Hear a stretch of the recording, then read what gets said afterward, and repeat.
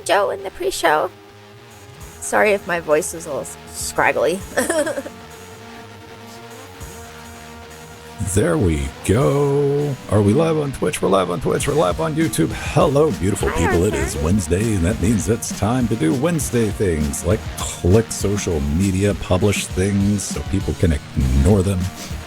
How's everybody doing? Middle of the week. Plenty of stuff to talk about. All kinds of fun things to mesmerize, possibly terrify you. Like blue screens of death. Yes. Hi, Mir. I know. All right, Joe, I know you're hanging out in the pre-show, so we're going to be moving over to live if you want to keep listening. But let's see if Joe was listening or not. We'll find out. Hey. How's everybody doing? Middle of the week? Too hot, too cold? I don't know. Well, let's see, what is this, like 10 degrees? It's kind of getting winter here. You would think winter would show up sometime around December, right? Ish. Yeah, it has here at night. During the day, it's been really nice. But at night, it's getting a little cooler. Yeah, like you live in the land of perpetual 20 degrees. Yeah, pretty much. They don't have things like the seasons in California. They're like, it doesn't rain for some of the year, but it rains, sometimes. And yeah. We had some years where we had one year where we only had 2 days of rain when I was younger. And I was like, oh boy. I believe it. California is like in perpetual drought. Yeah. So we were talking about the Discord redesign, and I saw some people complaining about that online. Oh, yeah. I don't know. What all have they changed, Joe? Yeah, so it used to be, you'd go to the servers area, and then you go up and click for your, rooms with each individual person that you have, your friends. But now they moved it down to the bottom of the screen. So they have servers and then chat. So those are the people, you're chatting with. And then your notifications. So they're in separate panels now, but you click them on the bottom. It confused my Steve husband.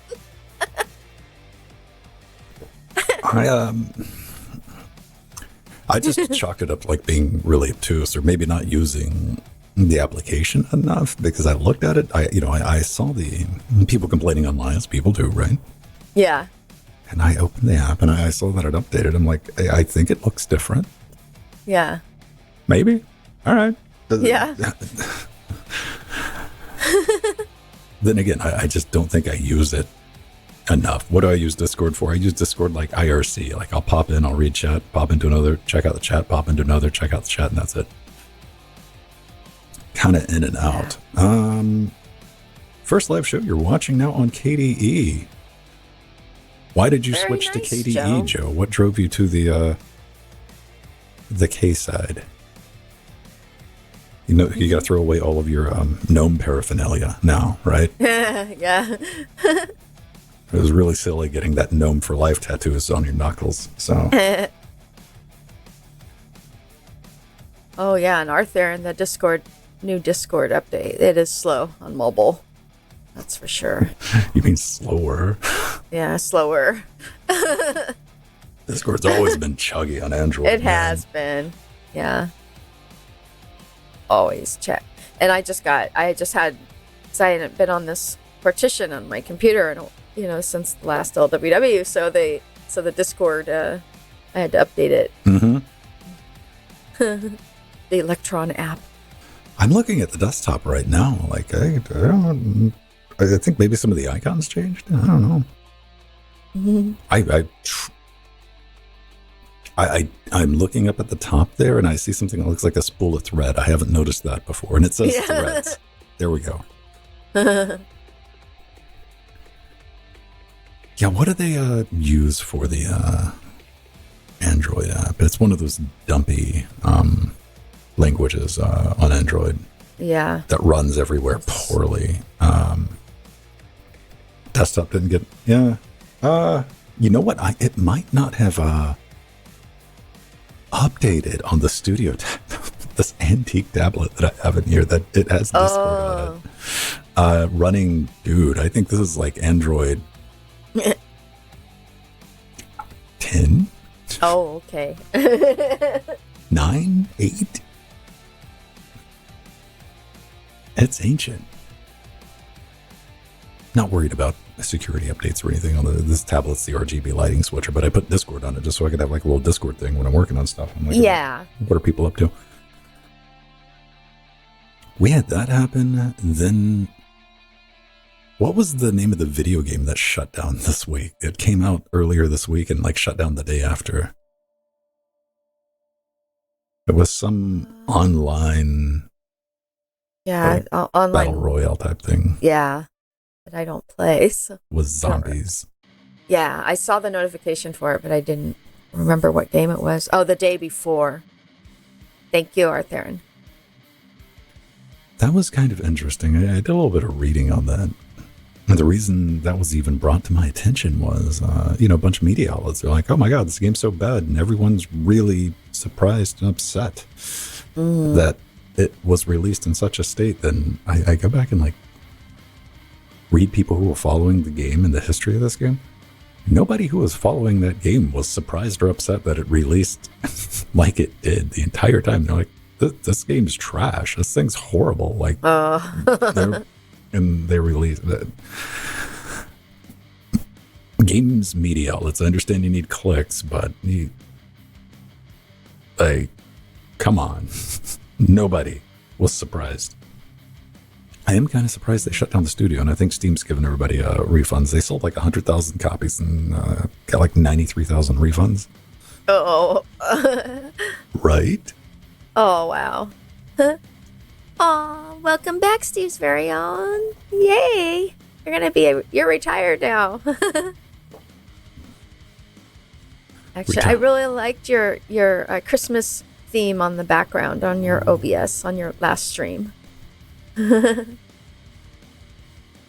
did see some of it. That is, what else do we have going on so far? I know it's like middle of the week. We don't have any like terribly hot controversies. No, it's getting a little quieter now that the holiday season is upon us. People are calming down a little bit. Yeah. Everyone's still chilling out. Got now I did see we're going to be talking about this on Saturday. A guy threw away his Steam Deck. His Steam Deck ended up in a rubbish bin. Yeah. And he canceled his Steam account and got a refund for what he could. Oh my goodness gracious. I know. There's your teaser for that. There's someone who's angry. Very He's upset. Yelling at clouds. In this case, Steam Cloud. I saw a young person bring up a very good point about Steam Decks. And I think it was on PC Gaming on Reddit. Kid was like, hey, my mom wants to buy me a Steam Deck for Christmas, but she doesn't have a Steam account. Oh, okay. Because you can't, just create a new account on Steam. You got to have a Steam account that's been around for a while. Then you have to make a purchase or two. I'm like, is there any retail outlets? I know in Japan it's not a problem. You go to the Steam Deck store and buy a Steam Deck in Japan, man. But like, is there any retailers in North America that have the Steam Deck? That's a good question, I think. Yeah, I haven't seen it in the wild yet. I'm hoping to at some point. I've seen one in a pawn like Best shop. Buy or one of the game stores. You saw in a pawn shop. Oh. Yeah. Like, not too long after they came out. Did they have them at GameStop? Yeah, that's what I was. I haven't been in my GameStop in a while. I need to go in there and check. So Best Buy did have them. Thanks, Mir. Yeah. Oh, yeah. Thank you, Joe. Yeah, I think I am coming down with a cold. 265 for a 64 gig model. Pick up in store. All right. I mean, granted, you would have to go to a GameStop, but there it is. There you go. Yeah. I can go pick up a Steam Deck only 2 blocks from me. That's nice. Right? I mean, if you've been curious about picking up a Steam Deck, like right now, like getting that LCD, like 64 gig model, like for $200, you're not going to be able to beat that. You know, if you don't need the fancy OLED version, if you want something to play your Hollow Knight and your hipster pixel games and run your, like it's a great emulation system. Yeah. Frank is perpetually ready for the holidays, Joe. Yeah. Perpetually. It is always Christmas for Frank. Yeah, year round. He's celebrating. Yeah, I had a great time playing with Matthew's OLED Steam Deck. He got the limited edition. And it's really beautiful. I was very impressed with how good that screen looks. I was playing a little bit of Talos Principle on it. I just remembered I was supposed to fix this chair. I got to tighten this chair up. So if I squeak during the show... Oh, okay. That's on me. Also, if I'm very stiff during the show, it's because I'm scared the chair is going to... I just realized that when I leaned back and oh no, because it was doing it on Saturday. On while we were doing Linux Gamecast. I'm like, oh no. And, we do a 1 hour block show. I'm like, I don't have a chance to go fix this. All day yesterday, every time I came in here, I'm like, fix the chair. Here we are on Wednesday. Haven't fixed the chair. All I got to do is tighten it up, but I need Allen wrench to do it. And I think I want to put some washers under the bottom to stop it. Really stop the squeak. And maybe put, like those little rubber washers. Well, it's come loose again because I replaced the shock on it and I had to take it apart to get the shock out. So it's one of those things, like if you take something, you put something together for the first time, always go back and retighten it. I don't care what it is. If it's a chair, if it's a table, especially IKEA furniture, if you bought something from IKEA and you never went back and retorqued everything, do it. That's why it falls apart, people. Yeah, things get loose. All that moving around, all that friction on those parts. But then again, if I buy something from IKEA, I don't expect furniture from IKEA to survive moving. If it does, it's a bonus. But if it doesn't, you're like, just get another one. Yeah. You know what? I'm going to go take a quick break and maybe take a little medicine. This morning I woke up, I could barely talk.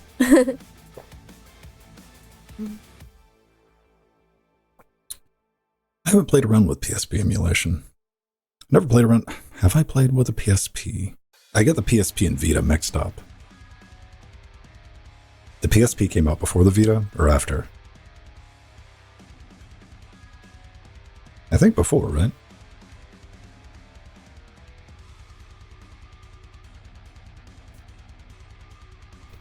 PSP was before the Vita? Can you play? That's a silly question. It's Sony. Of course, there's no way to play your PSP games on a Vita, right? I'm like, no. Vita's the one that failed. Vita, I think I've played with. The Vita had a web browser in it, didn't it?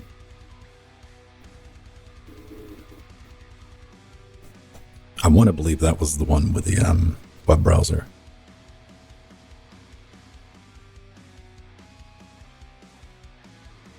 Somebody was, I might have been over it. We were at a party or something, whenever those things, and somebody pulled one out of their pocket. I'm like, oh man. Because that's all I wanted from, quite simple. Like with tablets. That's why I'm a huge fan of a tablet. I've always wanted something with just a web browser on it that I could pull up a web browser, look stuff up, because I'm constantly doing that. That's all I've ever wanted from a tablet. They do so much more now. And I thought about buying one of those because tablets just didn't exist. They had those Windows CE monstrosity type things with recessed touchscreens. That wasn't an option. And I saw that and I thought about it, but it was a bad experience. I think we were still using, what was it? WAP for sites? I deployed a couple of mobile version sites. You can play PSP games on Vita? All right. It was WAP. The dark times. The dark times. Right. Right. It had a little mini disk drive in it. Man. That's wild when you think about it. That's kind of crazy. I mean, there was nothing we could do about it, though, right? Like, flash drives were, like, really small. And flash drives were ridiculously small for a ridiculous amount of time, too. Like, I have it somewhere in the studio storage room as a prop I pull out every now and then. It's a 4 meg compact flash card that I bought new and paid a lot of money for.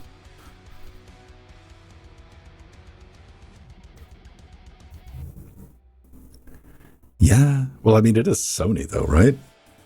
Sony, what was the Sony thing called? Memory stick? It was the purple one. Sony, I think, has a like established track record of trying to anything that they can make proprietary, they're going to take a swing at it, right? Anything they can. That's how Sony rolls, man. Not that any other soulless corporation's any better, but.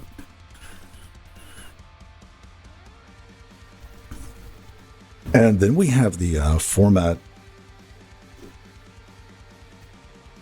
Do I have one in here? Yeah, I do. Here we go. You never realize that. That's a mic. Is that what that is? Yeah, the XD format flash. Who remembers those?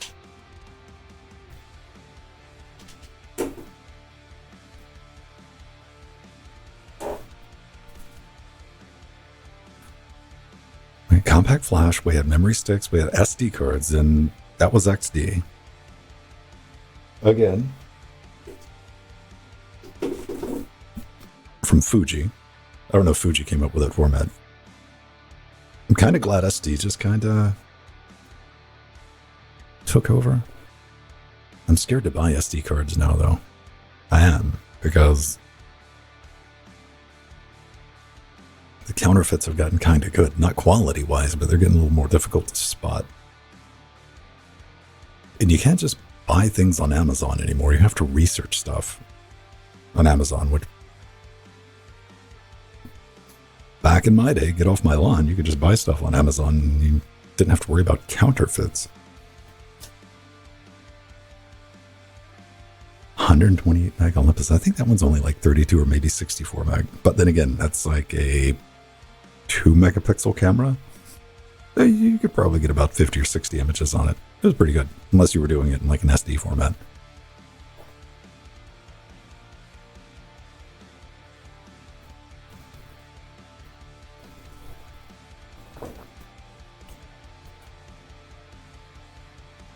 Uh, 40 pins, what? What's that katana? Memory stick, crazily fit on the mobile IDE 40 pin? All right.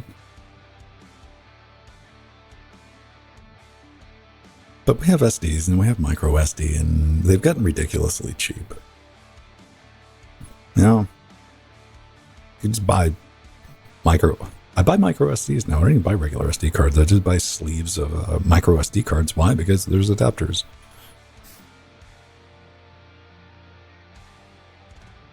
But we're going to be talking about, I'm going to be bringing up micro SD cards at the end of the show in our Raspberry Pi segment. Yay. All right, Jill, did you finish your cigar and whiskey? Yeah. I'm going to go drill. Put on a kettle real quick. Okay. And get some tea, and we'll hop into this. We were talking about all of the random flash formats over the years. Oh, yeah. I've been lots of those. All those Sony proprietary ones. That's what we're talking about. Yeah.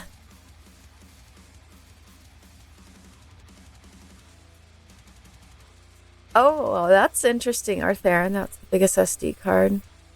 256. Yeah, I think I put a gig in mine. But you know what? I haven't touched it yet. Because normally when I'm on my Steam Deck, I just have a few games installed at once, and then I just delete them and download new ones. But it is nice to have that extra storage on there. Yeah, so do I, Mir. I have a 512, and I haven't even touched that either because I've got such a big storage on my phone. But I have that for when I'm doing video work and that kind of thing. It's there. And hello, Kelvin Shadowwing. Oh, you were gonna get a text costume. Cool.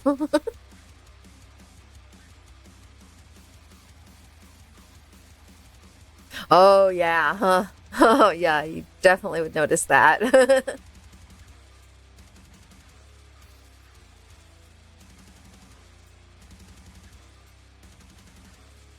Do do do do do do do.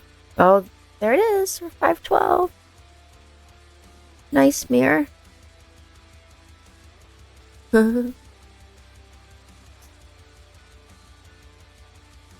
Oh, we got low spec Linux laptop in the house on YouTube and Katana Steel. And Good Munder. Welcome. Yeah, it's fun being on YouTube again. I'm really enjoying that. The Twitch and the YouTube.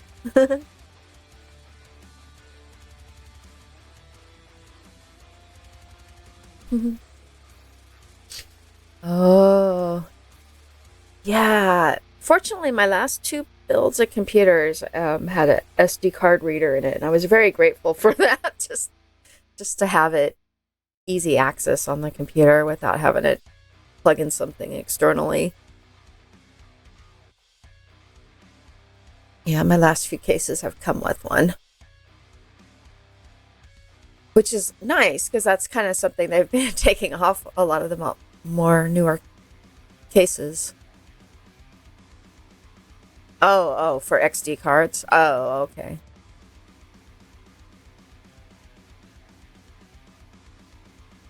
Oh, very good, Steve's very own. I just been really busy at work. We've been pre-recording a lot of shows so that we can take a month off for Christmas at Destination Linux. So that's been fun.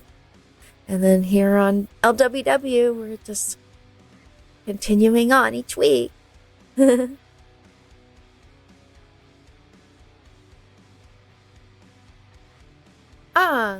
Yeah, I still have my memory stick reader.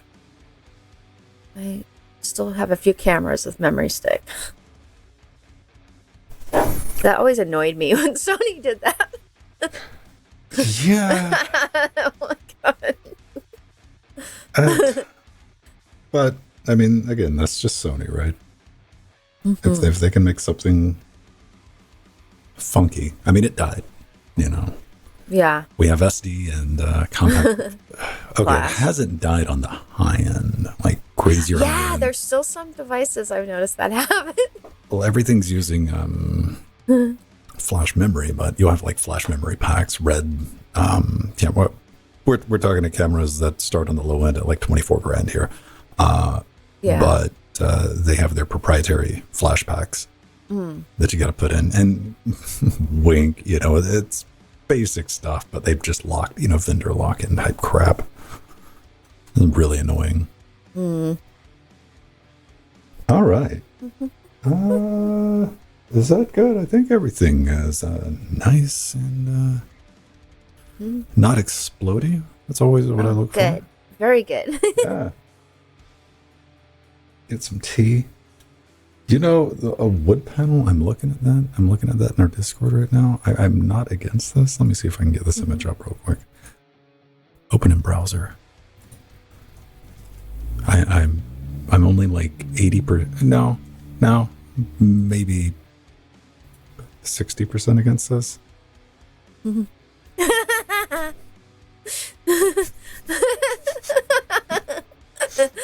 Oh, that's awesome. I'm sure National Lampoon can use that in their newest movie. I'm not saying I wouldn't drive that. The family truckster. Literally. I mean, and it hits differently when you give me some wood paneling on it. I'm like, Yeah. all right.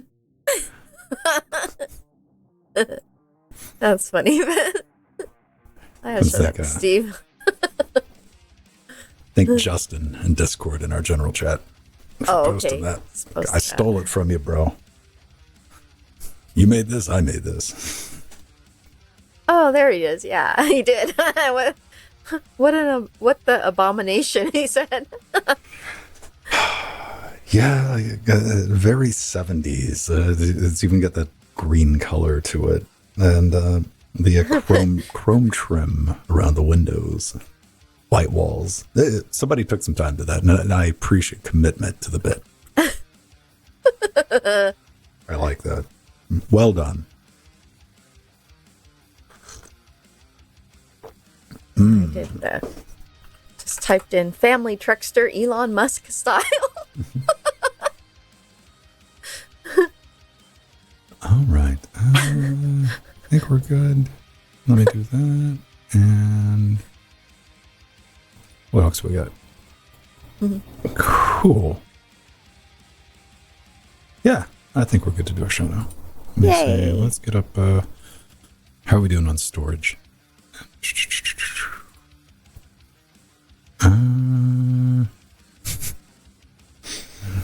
It hurts my brain. It hurts Are you filling my brain. Up?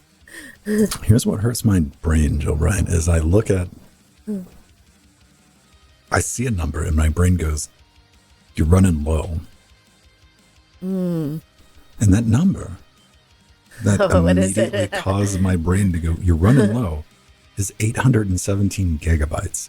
Oh, okay. Yeah, I could see that once you come under that 1,000 threshold. Under that 1 terabyte threshold, I'm like, yeah. I mean, that's enough to do a show, but yeah. It's a very weird thing for 800 gigabytes to be considered low on storage. It's ridiculous when you think about it. Yeah. When you go all the way back to like doing victory laps of getting your first 2 terabyte hard drive. Not terabyte. What am I doing? Gigabyte. Gigabyte. Yeah. Gigabyte. And then like coming from, 30 megabyte hard drives. And it wasn't even 2 gigs. It was 1.2 gig. 1.2. I saved up and I bought that. Had no idea what to do with it. Yeah. We're just copying stuff off CDs to it because I could, man. Nice. I filled them up rather quickly with my animation projects. Having to buy more. And those things were so darn expensive back then. Anything big back in those days, I kept on tape.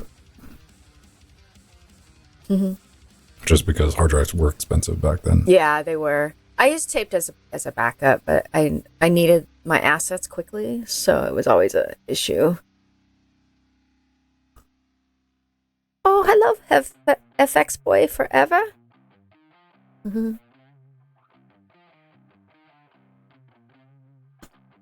Katana still says he's gonna imagine filling up 24/7 down to 16 terabytes. It boggled my mind that I was able to get 2 terabyte NVMe drives, Gen 3, like Samsung drives that I trust put in here for like, I got one for 60, I got one for 80, and that's so little storage for what I do.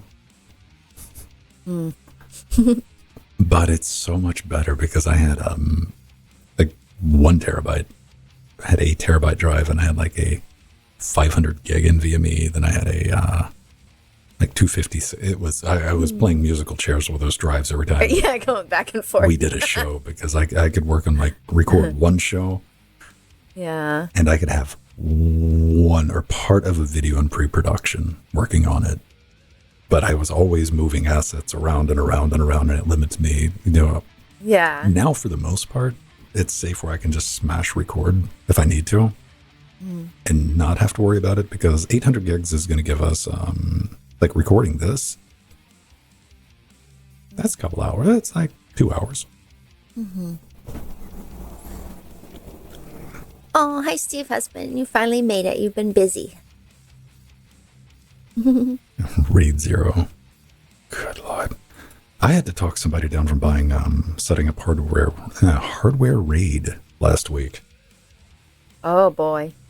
Like, it's 2023. We're coming to, don't tie your RAID to a block of hardware that can fail.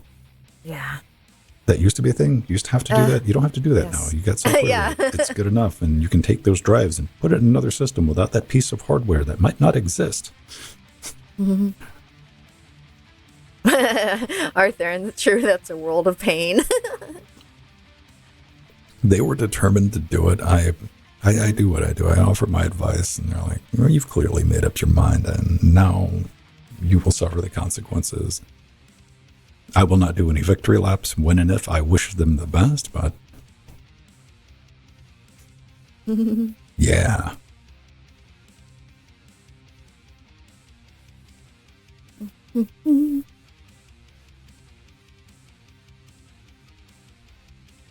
Oh man, yeah, earlier in that, the first time you run into the situation of having to track down a particular piece of hardware to rebuild a array. I mean, it's one of those things. You got to put your finger in the electric socket. It's like new Linux users that want to have their video games on a NTFS formatted partition. They fight you, and you say, "Just don't do that. It's going to cause you pain and problems down the road." They go, "No, it's fine. I don't have any problem." And when they finally come back, okay, that was a dumb idea. I'm like, "Yeah, it was," but they got to do it themselves. You just got to let people make their own mistakes sometimes, man. Mm-hmm. Steve husband, that's funny. Hardware RAID is shooting ants with a gun. He says, "I prefer the spray." That was good, Boo. Steve, that is why your career as a pest exterminator was short-lived and violent. Yeah.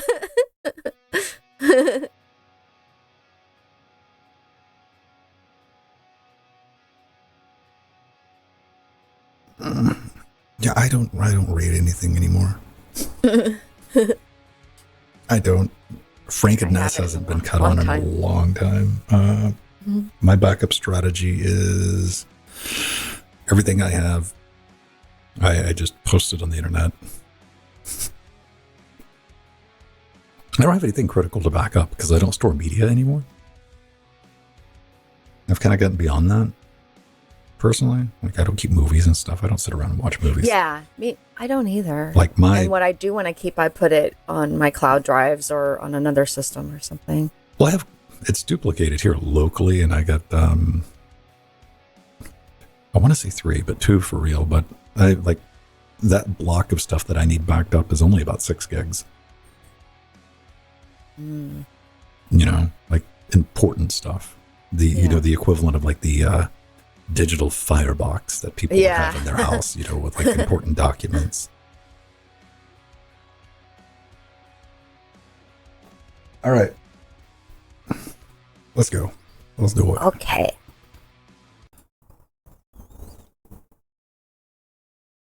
Record.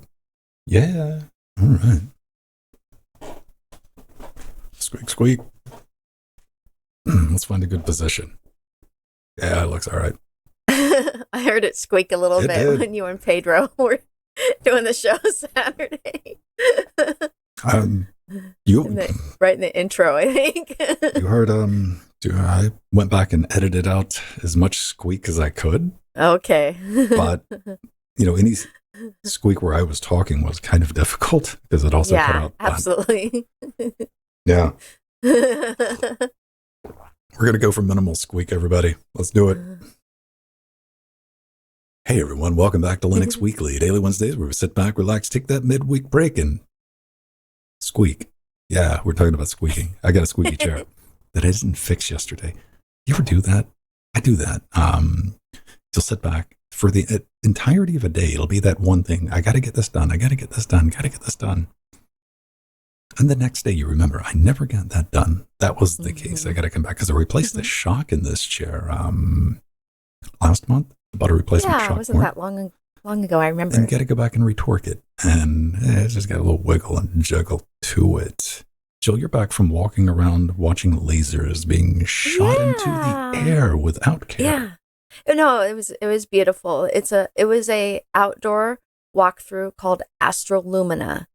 And it wasn't Christmas themed. It just happens to be this time of year, but it wasn't Christmas themed. In fact, the light installations were going through the birth and death of stars.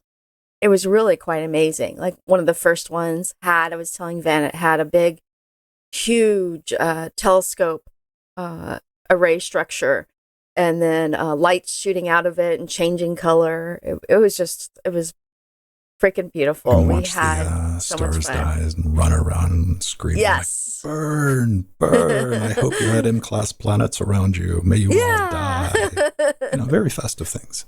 Yeah.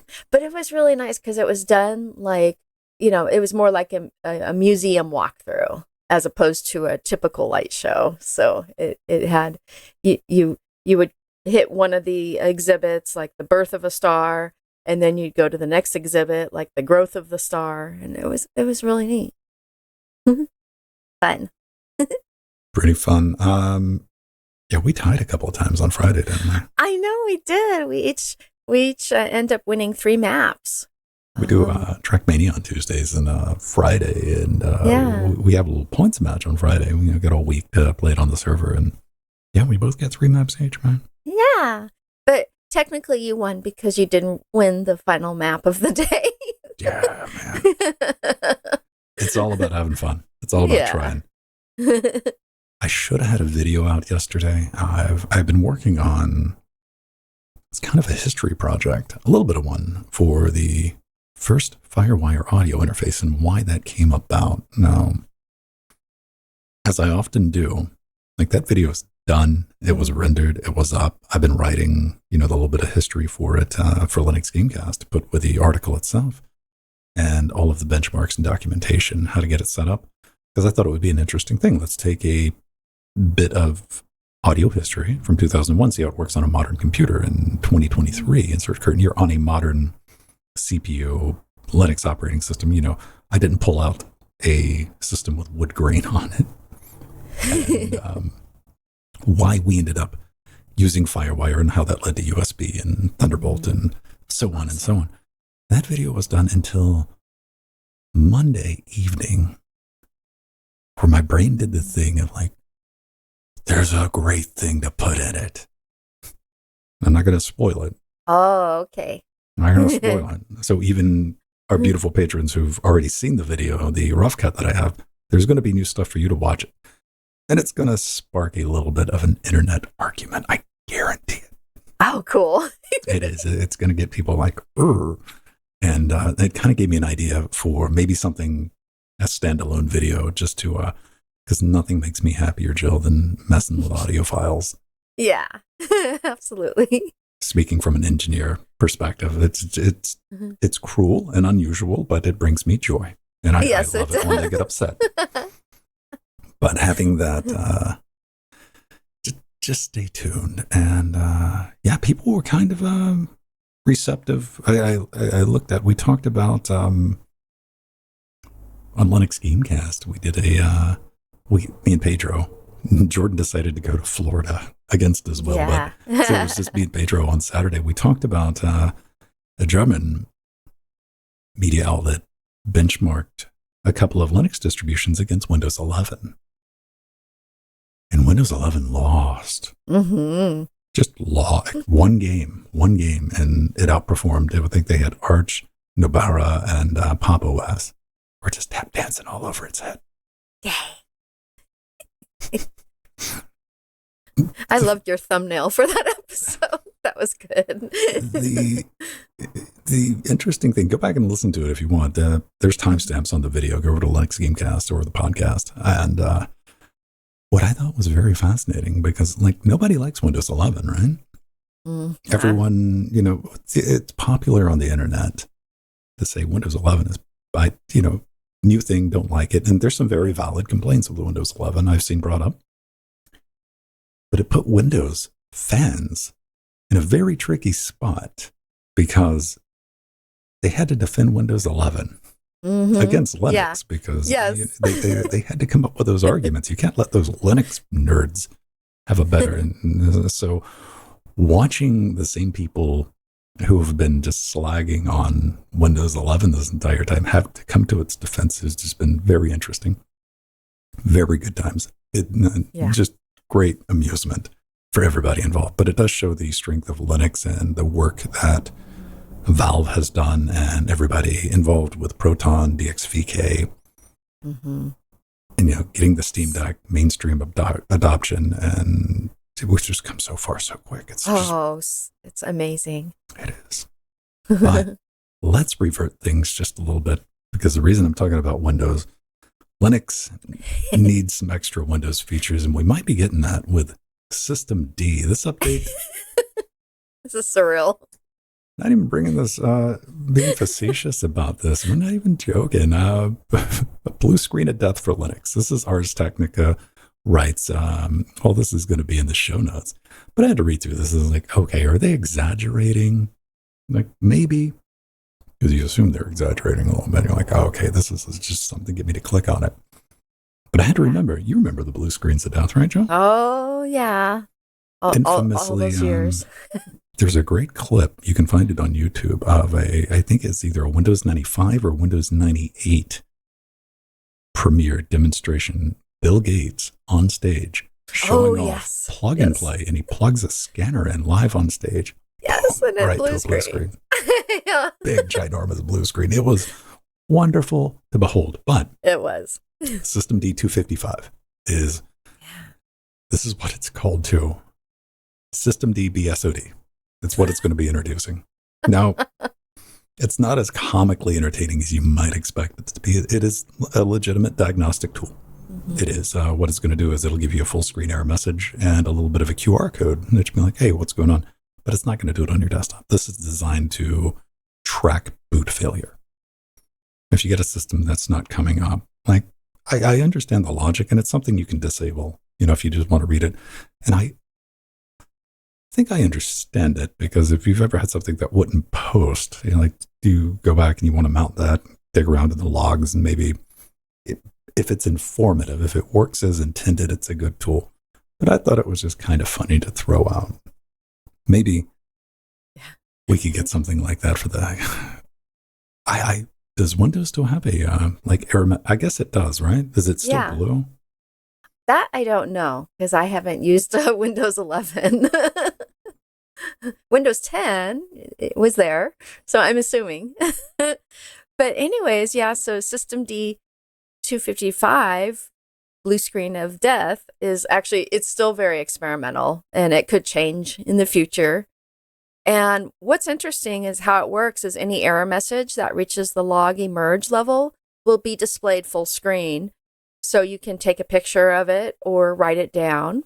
And yes, a QR code is generated as well. And Ubuntu, Arch, Fedora, and Debian all use and rely on System D, as well as many downstream distros. But what was so funny is actually the first thing I thought, Ven, when the internet exploded about a new BSOD feature on Linux is, well, Linux error codes are far easier to fix than a random XVD error code on Windows. This was always one of the problems with just Windows error codes in general. They've gotten better, but I don't even think they've gotten better. They've gotten less informative, is what I've been told. There used to be, it would just give you it would barf out a string of there was a chance where you could go and Google that and track it down, and maybe over the slightest chance, or write it down, I guess I should say, if you were staring at a blue screen at the time. Go to Ask Jeeves and punch that in during the days, but they weren't helpful. But if this is helpful, and if it gives you a QR code, something you can pop in, and it says, hey, this is what it's supposed to be. And of course, I look forward to the comments of,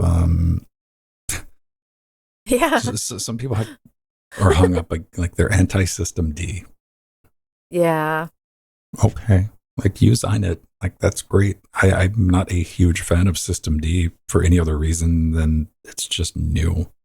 Yeah. And you can use free System D distros, of course, like Debian has the Dev one. support. That's pretty cool. Yeah.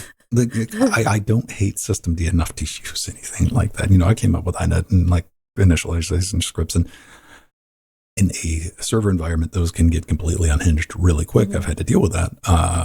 Systemd is more logical when you're dealing at scale, but I also hate dealing with systemd. I don't mind systemd right up until the point where I have to do something with it because I don't normally use it creating units for startup and shutdown.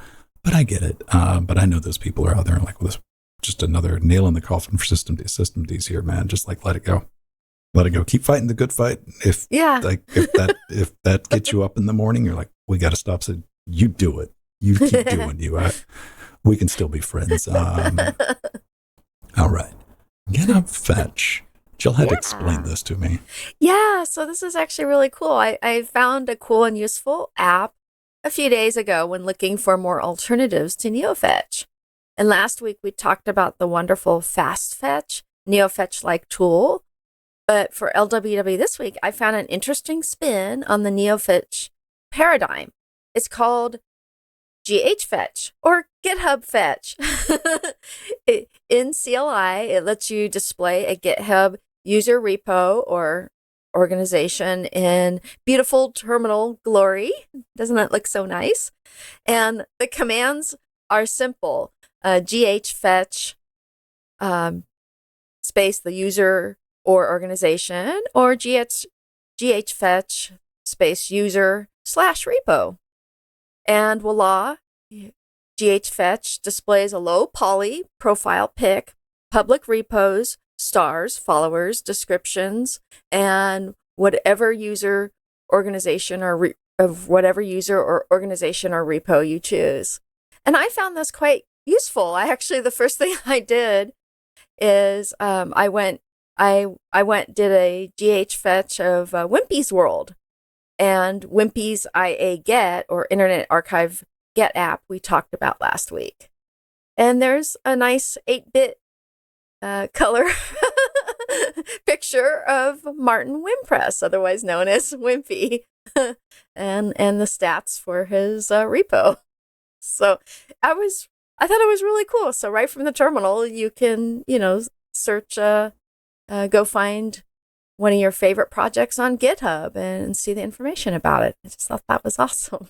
It's pretty neat. I like little programs like this. This is this falls in Vin's category of things that you download. How can we get this? Oh, it's available as a snap. Lovely. Yes. It is in the AUR, which is a good pip install. So pip. Yeah. But it does fall into that category of things that you install, you run once, and you never do it again. You're like, never touch it. Yeah, you look at it and you're like, oh, that's so cool. Yeah, I think I'm going to put this on I have a list of programs like that you will forget if you don't use them more often. I have gotten, in my old age, better at, because I immediately look at something like this, and not to take anything away from it, but it's like, for me, I do the same thing with NeoFetch because I so rarely use NeoFetch, right? Yeah. But I install it, I do the thing, and I'll post it in our Discord when we're having that NeoFetch off. But I immediately go back and uninstall it. So I don't end up with just a stacked, because then you end up 2 weeks later, a month later, you're looking in your home directory and like, what's this? Oh, what is that thing? And then you got to look it up, and you're like, oh, right, that was the thing that I installed to take a look at the thing. So yeah. It's a fun little project. I like that. GHFetch. And they got the pip snap. Yay. Nothing for, they got a wish list for Pac-Man. That's pretty cool. Mm-hmm.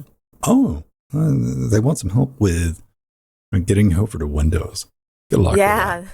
Good luck with that. Not out of the box available for Debian. DNF. Or Fedorf. I'll keep that in mind. We're of a certain age. We grew up on the internet. By that, everybody, I mean we're old. Now, not necessarily wise, but we're old. We kind of just universally, I've found, most people in IT and tech, been on the internet for a couple of decades. We've ended up with some shape, form, or fashion a thing I call the funny pictures folder. Oh, yeah. On your desktop. Saving funny pictures. Like, yeah, okay, that's cool. I don't know what I'm going to use it for. I forget the XKCD. You know what? Let's see if we can find that. Oh, yeah, that's a classic. I don't know what number that one is, but that's classic. Is there the alternate currency? Okay. With the collapse of the dollar, the government has endorsed an alternate currency. Your monetary worth is now determined by the number of funny pictures saved to your hard drive. Yes. Correct. Do you know I had that printed out years ago? I remember that one. Some of us have been preparing for that moment. For the whole moment. Now, walk into 2023, this used to be very easy to do because you had a PC, unless you were just loaded in some way, shape, or form or fashion. But now you have not just a mobile device, a laptop. You got multiple laptops. You got multiple, tablets, mobile phones, you name it. And keeping your funny picture folder, it was easy as it used to be. And I'm getting to this. Why? Because I want to talk about our clone. Yes. And traditional Vin's sense of taking something very useful and reducing it down to a funny picture sync folder. Yeah. There you go. What is this? Our clone. Right on the tin, it tells you about it. This is just rsync for cloud storage made wicked easy. Now, I genuinely ran across this because I was looking for something to just quickly attach one of my Cloudflare R2 instances to my desktop. I needed that just to make my life a little bit easier. And it worked great for that project. But then I just got scrolling around, man. This thing's got support for Amazon S3, Google Photos, Dropbox, OpenDrive, Nextcloud, Linode. That list just keeps it's amazing. going. And it even has an option for fuse mounts. So you just click it right in, shows right up. You click on it and you're done. That's not even the killer, just the killer feature. Look at the setup for this. This is why I'm telling everybody about it, because I know somebody's like, there's this app and this app and this app. I could take somebody off the street and show them how to set this up. Like, you run this, it opens up the equivalent of a text adventure game in your terminal. Yeah, it's cool. Like, hey, what do you want to configure? This example is for Google Photos. Why? Because guess what? I wanted to have a funny pictures photo synced with my Google Photos on Android. Because awesome. I like to post funny pictures while we're doing the show. And traditionally that has required like logging in and moving stuff over. Yeah. So, you say, it's like, hey, what service do you want to use? All right. You want to set up in your remote? Give me a password. Oh, you want to use Google Photos? Okay, that's great. Really nothing else. And it's like, all right, I'm going to pop open a web browser and you're going to say, hey, I want to make sure that this PC can access my Google Photos. Hit Y. That's it. You're done. You're done. Awesome. That's it. You're looking around. You're like, no. There's got to be one. Nope. Done. And it's similar Easy. With setting up Cloudflare R2. And I tried it with Amazon S3 too. These are places that we store the podcast. S3. And it just works. There's nothing to it, Joe Brian. Yeah. And you didn't really have to know too much technical knowledge to do it. Like if you played like Zork, you could figure this out. Like this questions. You don't typically get to say user friendly in CLI, right? Command line. Yeah, exactly. Exactly, Ben. You're just looking at that and you're like, I thought there was going to be a little bit let down. It's like, that's too easy. Yeah. I thought there were going to be some hoops to go through. And admittedly, like, when I set up my Google Photos thing, like it was just done. You create a folder and like it's on there. But like, but I want to do a fuse mount. And so I can have that attached to Thunar. That's a little bit more, but you already know if that's where you want to go. But if you just want to create a folder on your file system that is going to sync with just everything that you can possibly think of, multiple folders with multiple, go check out Arclo. And I see Arthur is like, he's already using it at work. Yeah, KeyPass database. Awesome. Open source software. Go play with it. And there's just a lot of clouds, or a lot of stuff to keep track of these days, Jill, isn't there? Oh, there is. And I was just so impressed, that on the list are ones that, not as many people know about. That was awesome. And as well as some of the biggies like Internet Archive. Mega Yandex Disk, which I use, Digital Ocean Spaces, and there's so many more. We couldn't even name them all. I was impressed. Kind of tempted to play around with the Internet Archive one because we were talking. Let's see if it's more reliable. Yeah. I would put more stuff. We have a Linux Gamecast Internet Archive with a bunch of the older shows and stuff just free of download. And I put up mixing tracks for new creators so they can learn audio mixing and video. But I'd put more up there if it was less seamless. But they'd have to do something about that upload speed, man. I can't leave these PCs running 24/7 just to get one episode up. So go play with it. Let us know. Send us some feedback. Leave a comment if you use our clone. Tell us all about it. Yes. Yay. Now, we were talking in the pre-show. If you are a patron, you get that. You get the pre-show and you get the after-show, podcast format, video version, the entire live stream if you want to relive it on your schedule. But we were talking about a very common question. Can you buy a Raspberry Pi? A Pi 5? The answer is not really. Not right now. Yeah. No.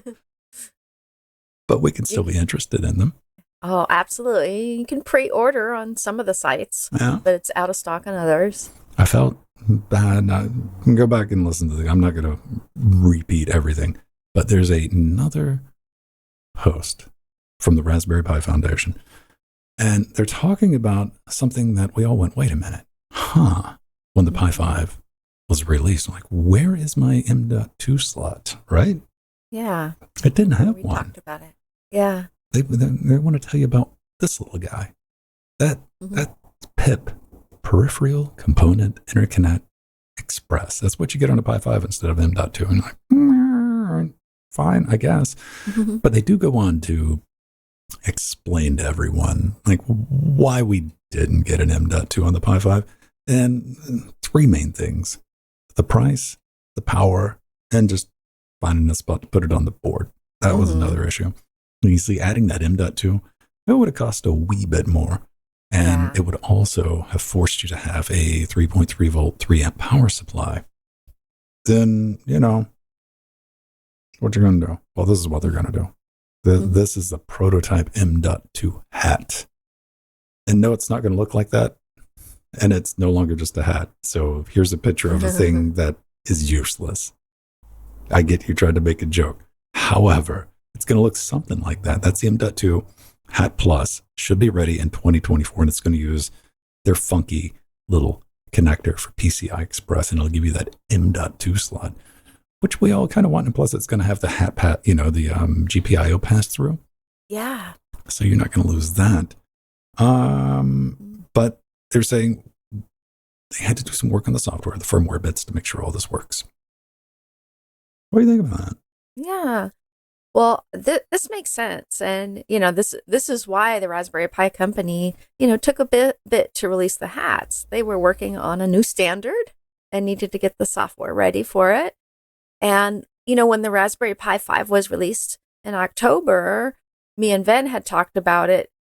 In the future, they would release like gigabit Ethernet with power over Ethernet plus support on a hat coming soon.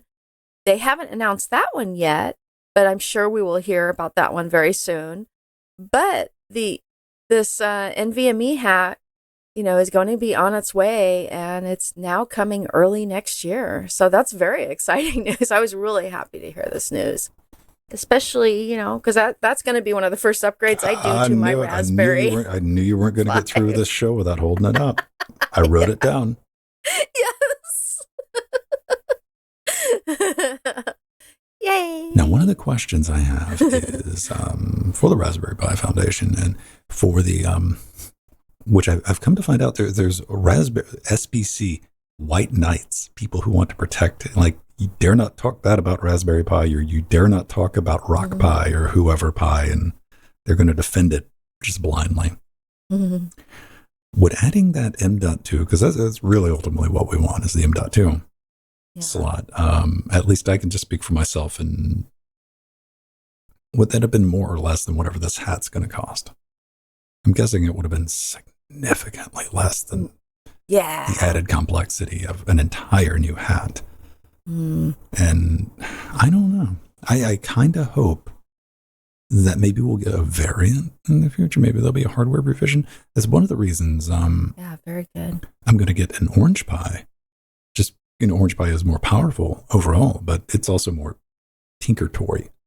When I say that, the Raspberry Pi at this point is a product. It is ready to go. The software ecosystem is established. I was like, I got a project. I'm going to get a Pi. I know everything's going to work. And that's not what an Orange Pi is. Orange Pi is like old school, Raspberry Pi like 7 years ago. But it has a built-in M.2, so because I don't want to worry about that. I just want to get an NVMe drive or, whatever keyed SSD, put it in, done. I don't want an extra thing on it. I wonder if there's more people out there like that, or people are excited about. And here's another thing.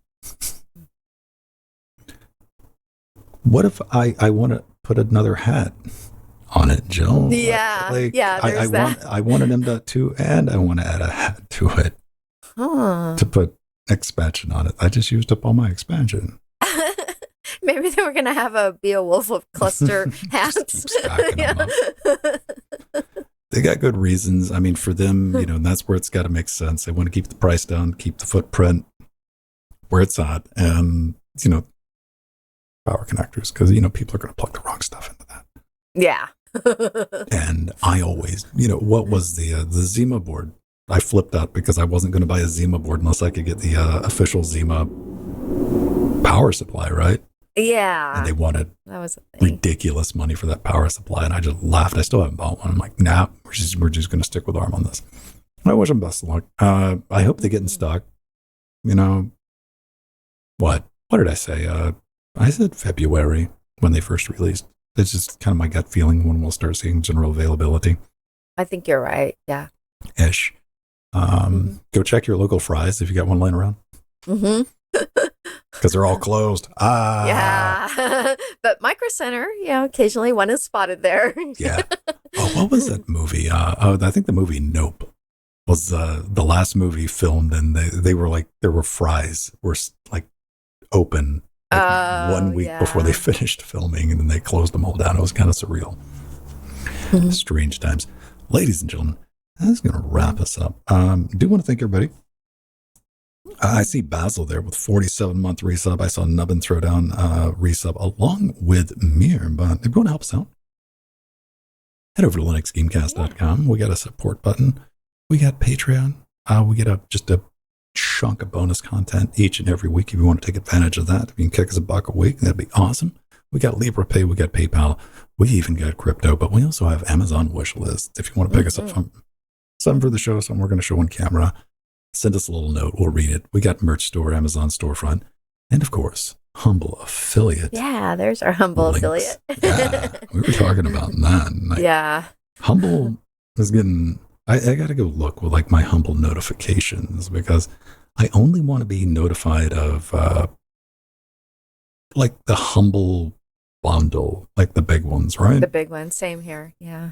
I don't like go to Humble to buy stuff typically, unless it is a bundle or a music pack or something that I can't find on Steam, right? Yeah, it's back in the day, that was the place where we got a lot of Linux games, inexpensive and not as much anymore. Well, it doesn't matter these days. Yeah, because we have Steam. No. I mean, we have Proton. Yeah, we have Proton. We can play everything. Get a play button. We have Steam decks that people are just carrying around. They just hit it and they're done. But like the Humble cross-platform bundles were like very important back in the day. Oh yeah, absolutely. That's where you got your Linux games. We just had this drought after Loki shut down in like 2001, and of course Iculus would have like maybe a port every 3 years or something. You'd get like a game, and a lot of times I felt myself in like, I'm not even interested in that game, but I'd buy it and play it anyway because it's either that or just play some more Doom clones. But I remember that first Humble bundle. We got like World of Goo, and it's like, oh my wow, this is so great. And I've always been buying those going on. But in 2023, you really got to go out of your way. You really got to go out of your way to find something that doesn't run on Linux. On Linux. And let's face it, if you're running Windows 11, you're taking a performance hit. Come on, go install Linux. It's better for gaming. Absolutely. Didn't expect that, did you? Ooh, all right. Fight me. Yes. Ladies and gentlemen, we're going to roll some credits. Thanks for checking us out live. See you next week. Thank you to all you out there who joined us in our live stream, and to all our wonderful patrons, including one of our advisors, our Theron, who's in chat right now. And we have our Chicago level people who are awesome, like Empty. We got our Sea Monsters, like System T. We've got our Death Notes, like M Fox Dog and Ogie One. And so many chairlings, I can barely read the text. It's pretty small. All right, everybody, get out there. Cause some trouble. Have some fun with Linux, open source, whatever you need to. You know what? Even if you're running Windows 11, that's cool. That's great.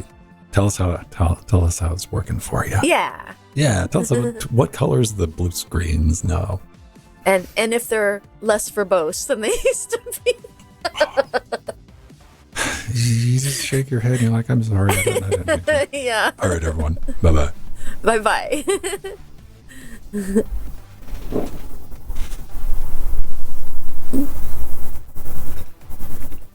All right.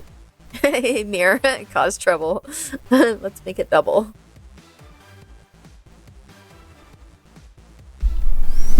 Neat.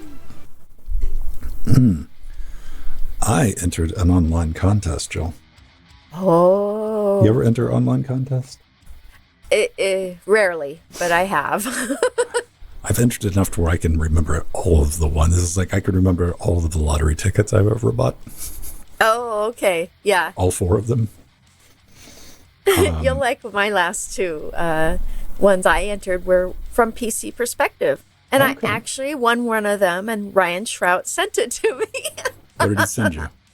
It was, and this will take you back. It was PCI bridge for using two cards together to Bifurcator. play. Yeah.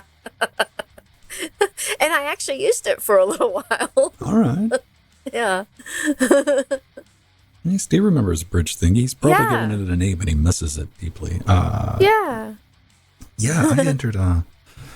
Okay, if you want like the history, if I wasn't already enough of an AMD fan, way back in the day, we're talking like maybe 2000, 2001. I was still in graduate school.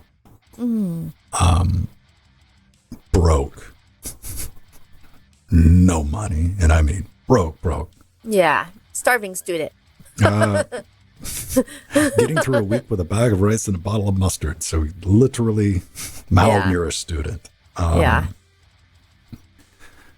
I'd entered a AMD sweepstakes to win like an AMD rig system or whatever. And, there were a bunch of different prizes. And months later, I was at a part-time job checking email. I just remember when I got an email from AMD and they're like, "You've won." I'm like, did I win the cup? Right? Did I win the AMD plushie or whatever it was? Yeah. I got it was the XP series, whatever the fastest XP was at the time, and a motherboard. Oh. I was happy. You're happy. I was happy. You won something. Like, I couldn't afford that, man. I was like, what? And yeah, it was good times. It was back in the flip chip days, though. Oh. With the exposed dies. Yeah. You remember those things? Oh, yeah. And yeah, that kind of sold me on AMD ever since. But that's cool. On the AMD theme, I saw that they were doing a giveaway for what is the biggest and baddest AMD GPU out right now. What is it called? I was gonna say, well, I have the previous generation, the 6950, so it's the 7000 series, the 7900 XTX. I think. Yeah. I didn't even look up to remember. Yeah. What it is. It's the fastest GPU AMD makes. And I entered, because it was like one of those easy things. So I'm not going to go out of my way. And they're like, oh, leave a comment on the post. I'm like, I leave a comment on the post. I'm thinking about that. I'm wondering what I'm going to do with it, because I know my luck. I'm going to end up getting it. Yeah, 7900 XTX. I would have to buy a new power supply, and I have a... Oh, yeah.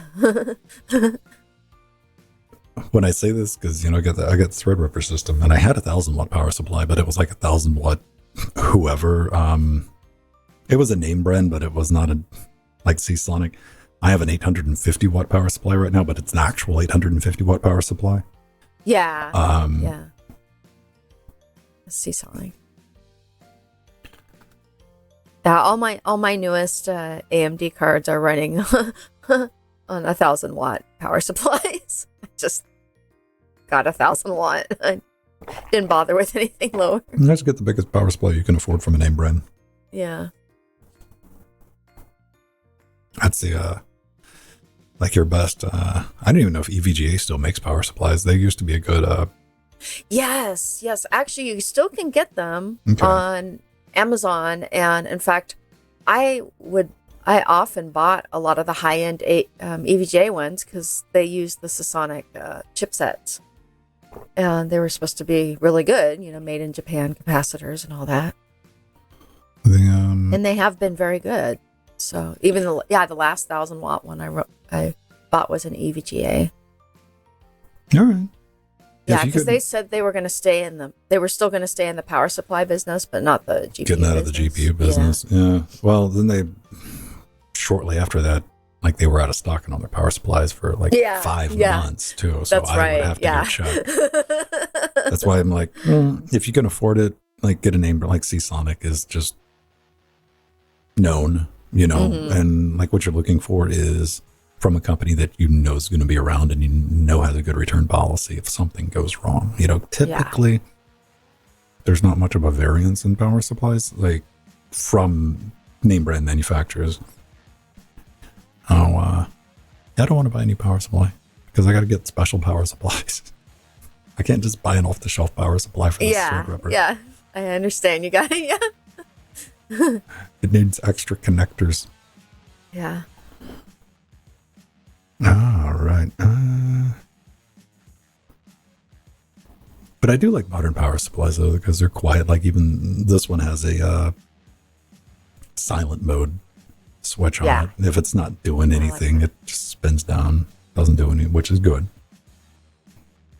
Yeah, I like the ones that give you a choice. They usually have a little switch on them because sometimes after time, the little fans can start making noise when they spin up, and you're like, oh, I don't want that on. Just keep it on. Mm-hmm. I mean, if it's just like wheezing around, yeah, I don't have a problem. But yeah, once you get that fan rattle and like, and you know what? I don't blame you if you don't want to go digging around on a power supply to replace the fan. I wouldn't recommend 99% of the people that I know do that. Yeah. But like even with modern power supplies, like you're going to have a tough time finding they don't just use standard, whatever, 80 millimeter one, fans anymore. They'll have some custom jobs sitting in there that you're like, whelp. But yeah, no RGBs. I like that though. Like, I like that everything's fully modular.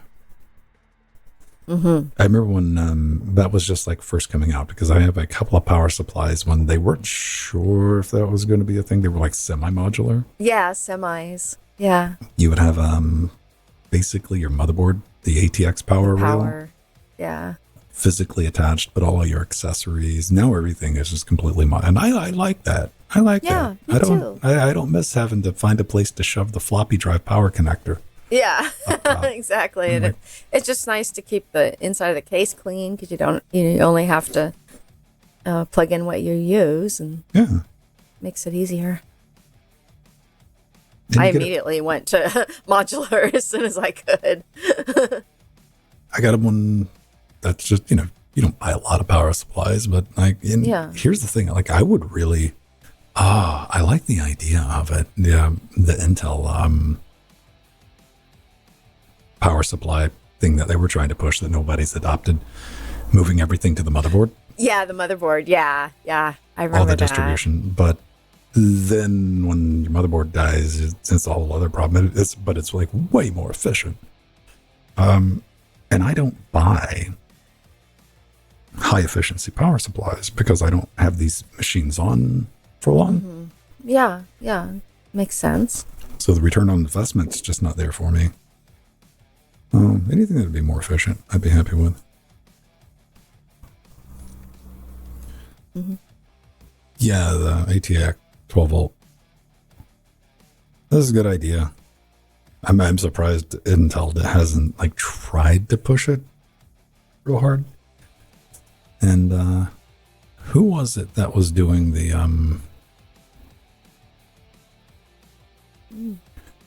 cableless? They were moving all the cables to the back of the motherboard. Was it Asus? Yeah, I remember at CES. I think it was Asus. Yeah, I think it was, and that would be really cool. Gigabyte. Gigabyte. Okay, because yeah, they had and they were gonna make cases just for it, and yeah, I remember that. I mean, I like. Let me see. Can I open this image up in a new tab? Maybe. Gigabyte. I thought it was Asus. Like I like that. Okay. Nothing going on, but I mean, it looks like you would expect it to look. Yeah. When you flip it around. But that gives you like some neat ideas. I always thought like getting standards for like, I think the most annoying cable, probably the most dangerous, inadvertently dangerous, you don't realize how dangerous, is well, I guess we've seen it with like the 5 or 6 people wealthy enough to just buy 4090s, you know, because they had a problem with that connector, yeah, you know, kind of melting a little bit. And, you know, there's still debate on whether or not it's user error. And I'm going to say, thank you for the sub, Don. 37 months. Don, yeah, thank you. A lot of that is going to be user error, but also it's unintentional user error because people like to do cable management and they get very enthusiastic with their cable management, with cranking stuff down to make sure it's flat. And yeah, and I always keep everything loose in my case. I always thought it'd be interesting to put the power connector for your GPUs. The one thing I really liked about the 2060, that Founders Edition I have, because it's just got the power connector out in the very back of the card. It's on not the on back. It's not on the top. It's just on the back. It goes right in, boom, and it's done. I thought it'd be neat if we were going to do a board design to get that on the bottom of the card and standardize a hole right there. Yeah. Just plug it up. Makes more sense. Not have that cable flopping around. Like that is like the one cable in every case that has a GPU that is just flat. And I understand why people want to try to hide it and stuff like that, but that leads to things like just grinding on those connectors, which is not good.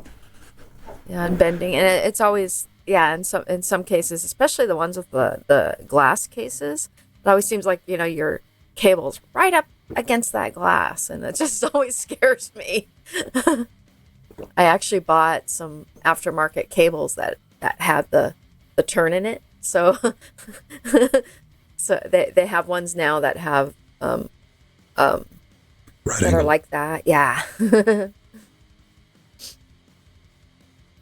like little extenders. Yeah. So it goes down straight instead of bulging. 90-degree wires. Yeah, that's it. That's the term I was looking for. Thank you, Katana. People like to torque on them, and I don't. Like, I do very basic cable management because we just don't have enough cable. The cases are so. Like maybe if you're building one of those little thermal shoebox note boxes. Yeah, my little ones I have to do all that stuff with, and Pedro does the thing too. is like that thing is so. Those boxes are so thermally inefficient anyway because you're shoving so much heat in the small packet. It don't really matter. You're really just doing that for like aesthetics for you looking Make at it it. look pretty. Yeah, you're not going to make it less horrible. Yeah. Thermally. True. Especially with cables today. I mean, it's not like the old IDE or SCSI cable years where it was blocking the heat from moving around. It was blocking air, man. Yeah. Like, we'd That have was horrible. and a big fan back then was 80 millimeters. You'd have like 2 80 millimeters in the front, and if you were lucky, two on the back, and just trying to get air going across and through. Yeah. This is why I still like big cavernous cases. They don't necessarily have to be super tall, but like cube-shaped ones, right? Wide ones. Yeah. Just plenty of room. I keep telling myself, I haven't done it yet. I've seriously thought about it 2 or 3 times about buying that Noctua fanless cooler for Jackbox. Yeah. Don't think I'm going to do it though. That thing is so huge. It is like that big. I don't know how well it would work on a 65 watt part too. I don't want to buy something for a laugh. I mean, I do, but I think it's like 100 and something. The one that was kind of interesting, what was it? The thermosiphon? Who made that? We haven't seen much in the way of advances in CPU cooling. Yeah, because that's just kind of had a good design and stopped in the 90s. Some of the companies are trying to make the fans like more aerodynamic and whatnot, but it doesn't always work. This is like interesting. This is a thermosiphon. It is basically using evaporative cooling. But it's like it's big and you can't even buy them anymore. I don't know. How much do people want for one? Whoa, $200. Ooh. Get out of here with it. Okay. There we have RGBs, bro. You can get an idea how massive that thing is. Yeah. Look at that. On a motherboard. Wow. Yeah. Oh, it looks scary. It's bigger than the case. Yeah. It's bigger than the motherboard, left and right? Yeah. Wow. That's it. It's stronger. It is cool. It's going to be nice and quiet. Then there's the new company that was showing off. I think it's CES. They got a fanless little wiggle cooler. It just vibrates to move air through. And there's already a product with the Intel, one of the small form factors using those. I want to call them little fart coolers because that's what they do. Yeah. Wiggle cooler. But I don't know. I forgot what they're called. Vibration coolers? I don't know. They got a name, I'm sure. I'm going to type in Intel cooling tech. Intel CES Fanless wiggle cooler. Air jets. Fanless cooler. Yeah. Yeah, I mean, we're definitely going to be seeing them on laptops and it's AirJet. This guy. Okay. Yeah. Yeah, he won an award. Inside that little block on the right, there is a little membrane that wiggles, and it moves air. Think about putting something like that in your Steam Deck. Oh yeah. No more fan noise. Yeah, quiet. That'd be pretty cool. Water cooling. Yeah, I mean AIOs, but I hate AIOs, and I have 2 of them.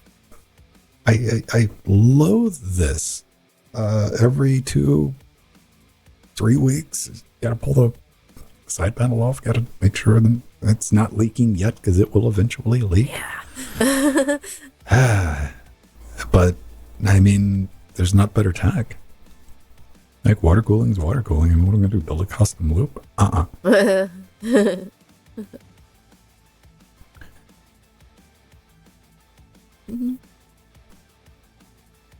Yeah, air doesn't leak. Yeah. I would have air cooling on. I have the air cooler for Threadripper, but the problem is it's such a chunky boy. The 3060 I have doesn't have a back plate, and it touches. Oh yeah, that's right. Right. Yeah. Like for a couple of weeks there, I was running it with a piece of vinyl between the cooler and the 3060, so it didn't short out.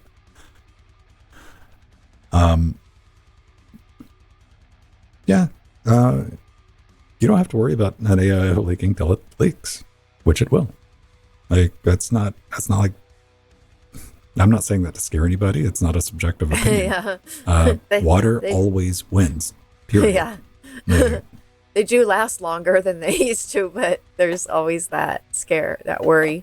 Hopefully the computer will last so long that by the time it starts leaking, it's no longer relevant. mm-hmm. I still have a water-cooled system, but I don't run it that often. It's just in my collection. So I turn it on once in a while.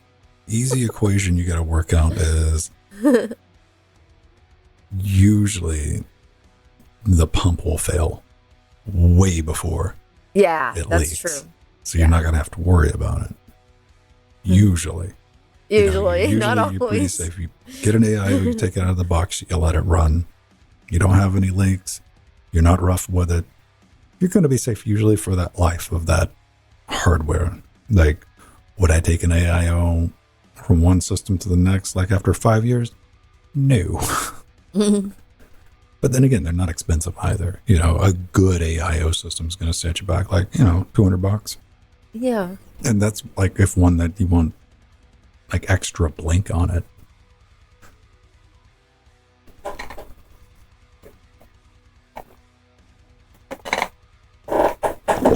Yeah. But I don't know. I thought by now we'd have like lasers or something cooling our CPUs. Yeah. Well, we don't. Maybe I'll do an unboxing one day. I have a new in-box solid copper monster heatsink from like 2004 from a company called Danger Den. A place I used to buy my extreme cooling parts from. This is very much do-it-yourself. I mean, this is like a 4 or 5 pound block of milled copper with all the adapters and all the stuff. Because I'd bought one for another reason. I never used it, and I ran across it. I mean, it's probably collectible, but I don't care. There's nothing that I could adapt it for these days. Unless we wanted to do a YouTube video of like, can we cool a modern, which the answer would probably be yes. Yeah, you would think so. I mean, I thought of it because I used to make my own heat sinks for my Pentium Pros. You know, I had my drill. I used to use my dad's what do you call it? I just spaced on the name. His blade driller. It's not his lathe. The blade machine. Oh, I am sick. I can't remember. But I used to cut the copper sinks and make them custom for the Pentium Pros, and those were great heat sinks. Nice and quiet, no fans needed. And I've always thought of that would be, let's try doing it for now, for today, see what happens on a more powerful processor that gets hotter, even hotter. Yeah, things have changed quite a bit. Yeah. When we were dealing with like a lot lower wattages, like because you look at like all the micro fins that you see in water blocks these days. When I was making my own water blocks back in the day, our common thing was just take a drill press and we'd take a block of copper and start in the center and we'd cut out a spiral. Yeah. Then bandsaw, that's the term I was looking for. We would put up some plexiglass on top and seal it and put the fittings and everything. But you can't get away with doing that these days. I'm trying to pull up the Danger Den Web Zone. I'm on the Wayback Machine. Oh, okay. Yeah. Mm-hmm. Oh, yeah, that. I remember seeing it. We had a 12-volt pump inverter, Tygon tubing. Yeah. The Black Ice Extreme, Maze 4 graphics blocks, archives, products. How deep can we go? Yeah, you did, Steve Husband. I remember. Water cooling, radiator. Yeah. Yeah, you could just buy metal. Yes. Just from back in the day, they'd sell you blocks of copper. It was so wild. Peltiers, techs, remember those? Water-cooled cases. Ah, no pictures. Oh. Look at that. You remember those cases? I got one of those cases. Oh, yeah. I have one floating around. That's wild. What did a water cooling kit look like in 2004? Retail. A retail kit. Come on, give me some pictures. Maybe. No! $174, huh? Custom AMD kits. There we go. Yeah, that was a water cooler. Oh, heater core. Yep. Yep. That's what we used for radiators back then. That's 500% zoom and enhance, but yeah. Yeah, block of copper, heater core, and you throw a pump in the mix, some Arctic silver, good to go. Me too, Arthur. Except a lot of the scrolling got a little annoying, but I do like old school web design because it's just fun to look at and see what we used to we lived with for so many years. Well, I mean, nothing's stopping anybody. Yeah. Like, just go put it together, man. Like you could way back in the day. As far as I'm going to go, like, you know, I like our web zone. Yeah. It's about as simple as it's going to get for what I need it to do. You know, it is native. Yeah. You know, if you blow it up, it'll go, hey, I'll turn it into a mobile site. You know, it's smart enough to do that, but that's it. That's it. Also, there's no tracking or ads or anything on the side either. You're welcome. Yeah, nice.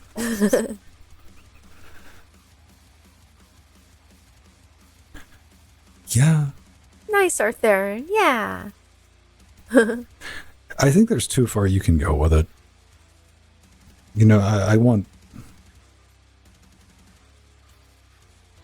a little bit, you know, I don't need stuff to swoosh around or anything like that, but like, there were also some really bad design choices back then, like using wallpapers, background art for your text. Yeah, that was a thing, and people used to, you know, use like, let's write over a picture and just make the text completely illegible. Yeah. Lots of people who didn't know how to design websites or didn't have a good design. didn't know what colors to put together. Didn't work. Yeah. It was a great site. It was called GeoCities, man. But a lot of people, I mean, that's how they learned. I mean, we didn't have social media. That was like the whole thing right there. Like, if you had something to say, you know, you wanted people to hear you. People want to be heard. You had to figure out how to make a website. Yeah. You know, you didn't sign up for, you know, Reddit or wherever conversation. No, I mean, if you wanted people to like join a web ring, then maybe people would come read what you had to say. Yeah, that was the social media, the different sites that let you create web pages and you have the ring. Own. Yeah, and these text files. I used Vim, for heaven's sake. These days, like, there's very little to no incentive whatsoever to like build your own site. Like, I would not have a personal website. Like, I got one for Linux Game Gals, and that's that. Like, that's enough to manage. Like, I had to get up What was They're far it? more complex now. They're a little bit more complex. I've kept up with the technology stack enough to do what I need to do with it, but that's it. But I had to get up, what was it? Monday. Like right before I went to bed, I got all alert because the site indexing plugin that I was using for Linux Gamecast had been pulled off of the WordPress. Oh, yeah. That happens too. Plugin is removed. I have an application that tracks this, and it's like, hey, this was just pulled off of WordPress. You might want to go investigate that. And I'm like, I might want to go investigate that. Yes, let me go check that out. And it was like, this plugin is removed pending further investigation. So instead of going to bed, I'm pulling everything up and getting rid of that. First thing I go to check and see if there's like a forum post and like, oh, they found a bug or whatever, but it was like radio silent. And so then I have to go find another site index plugin and like verify that and pull all that. And it was like 5 or 6 hours later, I had everything, and I had to go tell Google, and because you still got to do that. Yeah. I'm like, yo, I've switched my indexing here. This is it. I had to restructure, reweight everything. Then I went to bed. Yeah. Wouldn't run into that problem with my GeoCities page. No, that's just a little bit of HTML changes and things were fixed. You would submit your website to search engines back in the day. Yeah. That was a new thing that Google did. It went out and found websites. Yeah. All right, everybody. I gotta go do the work. Let me save that. Turn this into a podcast. Have we got any new spicy comments on the YouTube video while we were doing the show? Oh, let me see. You got Katana in there. Oh, no, I'm talking about the Linux Gamecast video. Oh, okay. No. Nothing new. Oh, here's one. Our good friend Fat Weeb. I need to stop boosting my bass. It's literally impossible to listen on proper speakers. Oh my. Someone has their bass turned way up. Yep. How much I cut the bass? I know that. You have one of the deepest voices that I've ever heard. It's like, you don't even know. I don't know what to do, man. Like, now here's it puts you in a weird spot, right? Because I can cut it down to anything, but then they're like, why is your voice so fried and vocally? Let me see. What do I have right now? 10 dB low shelf filter.